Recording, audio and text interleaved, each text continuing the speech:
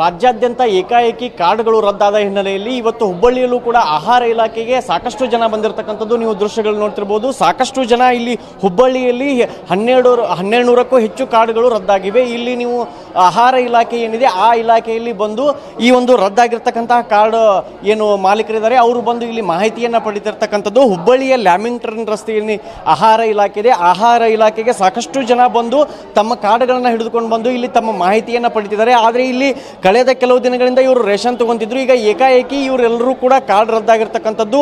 ಆಹಾರ ಇಲಾಖೆಯ assistant director ಏನಿದ್ದಾರೆ ಅವ್ರ ಬಳಿ ಬಂದು ಯಾಕೆ ರದ್ದಾಯಿತು ಅಂತ ಮಾಹಿತಿಯನ್ನು ಪಡೆದಿದ್ದಾರೆ. ಮತ್ತು ನೀವು ದೃಶ್ಯಗಳು ನೋಡ್ತಿರ್ಬೋದು, ಆಹಾರ ಇಲಾಖೆಯ ಕಚೇರಿಯಲ್ಲಿ ಬಂದು ಇಲ್ಲಿ ಕಾರ್ಡ್ಗಳನ್ನ ಹಿಡಿದುಕೊಂಡು ಬಂದು ಸಾಕಷ್ಟು ಜನ ಕೂತಿರ್ತಕ್ಕಂಥದ್ದು. ಇವರೆಲ್ಲರೂ ಕೂಡ ಇಲ್ಲಿ ತಮ್ಮ ಕಾರ್ಡುಗಳು ಒಂದು BPL ನಿಂದ APLಗೆ ಕನ್ವರ್ಟ್ ಆಗಿರ್ತಕ್ಕಂಥದ್ದು, ಮತ್ತೊಂದು ಏಕಾಏಕಿ ರದ್ದಾಗಿರ್ತಕ್ಕಂಥದ್ದು. ಬಹುತೇಕರ ಕಾರ್ಡುಗಳು ಈಗ ಏಕಾಏಕಿ ರದ್ದಾಗಿವೆ. ನಾನು ಇಲ್ಲಿ ಸಾಕಷ್ಟು ಜನ ಇದ್ದಾರೆ, ಅವ್ರನ್ನ ಮಾತಾಡಿಸುವಂತ ಪ್ರಯತ್ನ ಮಾಡ್ತೀನಿ.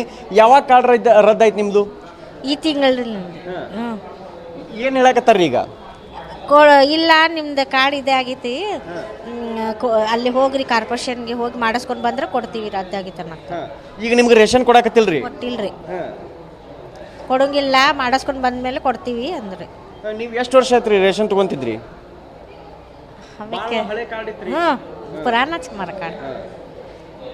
ಅಮ್ಮ, ನಿಮಗೇನು ಸಮಸ್ಯೆ ಆಗೈತ್ರಿ?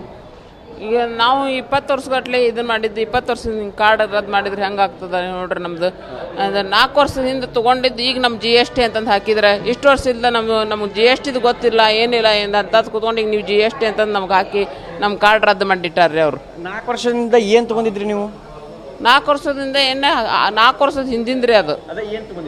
ಅದು ಬಂಗಾರ ತೊಗೊಂಡಿದ್ರಂತ್ರಿ ಅವರು. ತೊಗೊಂಡಿದ್ದು ಅದಕ್ಕೆ ಇದನ್ನು ಹಾಕ್ಯಾರಂತ್ರಿ ಅವರು.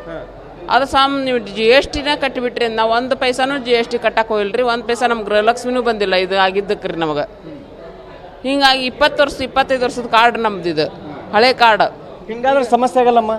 ಹಿಂಗಾದ್ರೆ ನಮಗೆ ಸಮಸ್ಯೆ ಆಗಿಬಿಡ್ತದ್ರಿ.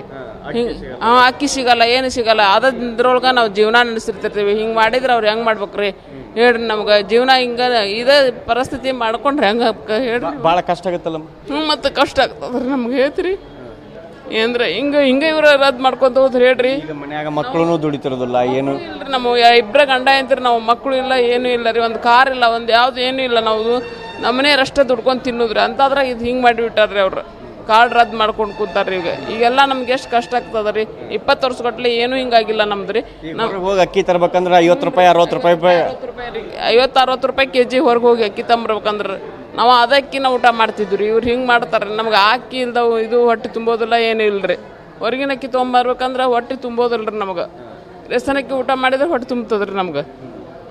ಅಂಥದ್ದು ಕೂತ್ಕೊಂಡಿವ್ರಿ ಹಿಂಗೆ ಕಾರ್ಡ್ ರದ್ದು ಮಾಡ್ಕೊತ ಹೋದ್ರಿ. ಈ ಸರ್ಕಾರದಿಂದ ಈ ಸರ್ಕಾರ ಬಂದಿಂದ ಹಿಂಗಾಗ್ಯದ್ರಿ ನಮಗೆ. ರೊಕ್ಕನೂ ಇಲ್ರಿ, ರೊಕ್ಕನೂ 1 ಪೈಸಾ ಇಲ್ಲ ಬಿಡ್ರಿ. ಈ ಸುಮ್ಮನೆ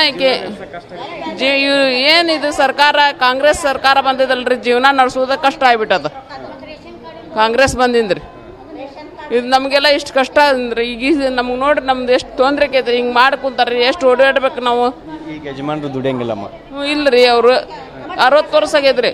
60 ವರ್ಷದ ರೊಕ್ಕನೂ ಬರೋದಿಲ್ಲ. ಈಗ ಮಾಡ್ಸಿದ್ರು ಬರೋದಿಲ್ರಿ. ಈಗ ಅದು ಈ ಕಾರ್ಡ್ ಇದ್ರೆ ಮಾಡ್ಸಿದ್ರೆ ಬರ್ತದ್ರಿ. ಈಗ ಹಿಂಗೆ ಇಷ್ಟೆಲ್ಲ ಸಮಸ್ಯೆ ರೀ. ಹಿಂಗೆ ಮಾಡಿದ್ರೆ ಹೆಂಗೆ ಹೇಳ್ರಿ ನೀವು? ಇವರು